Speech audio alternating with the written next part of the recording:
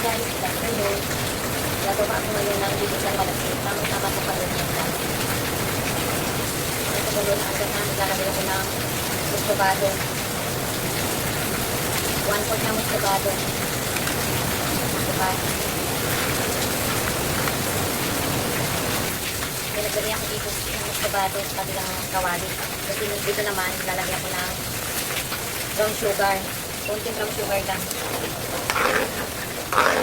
Siguro mga kalahating cups lang itong brown sugar na nilagay ko.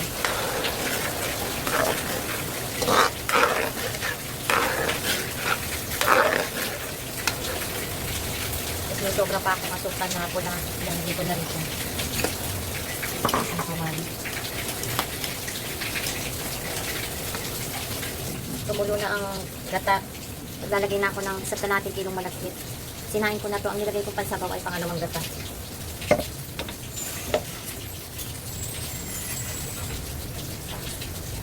Ang bango ng malagkit na may pandan. Nakalimutan ko lagyan ng asin yung gata kanina. Pwede pa natin lagyan pagtanggal suman. Lagyan natin ng konting asin.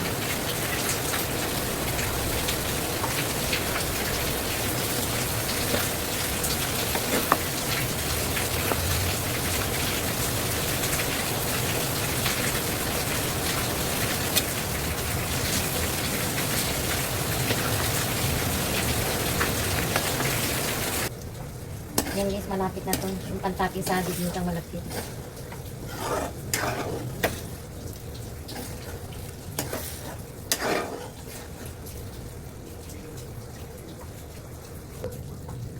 Pwede na to guys, malapit na siya. Pwede na itong pantapins.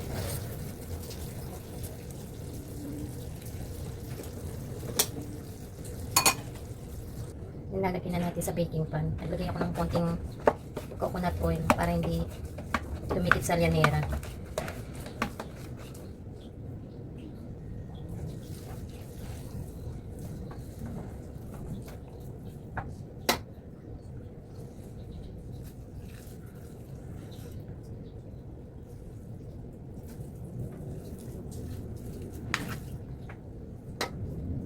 Ayan, na-flat na natin ang bibingkang malagkit.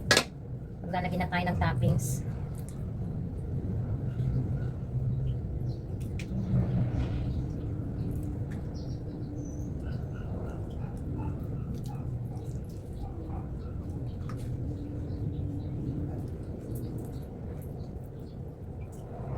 Ready nang i-oven to. Ito guys, mag-open na.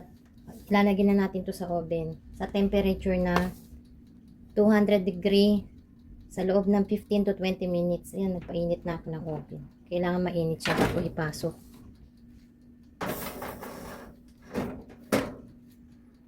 Nakagawa ko ng dalawa. Sa baba yung isa. Hintayin nating maluto. Ayan, luto na ang ating bibingkang malagkit. Ito magandang pagkakagawa. Maraming toppings. Dito kinulang. Kinulang sa toppings. Ayan, kain tayo guys. Thank you for watching.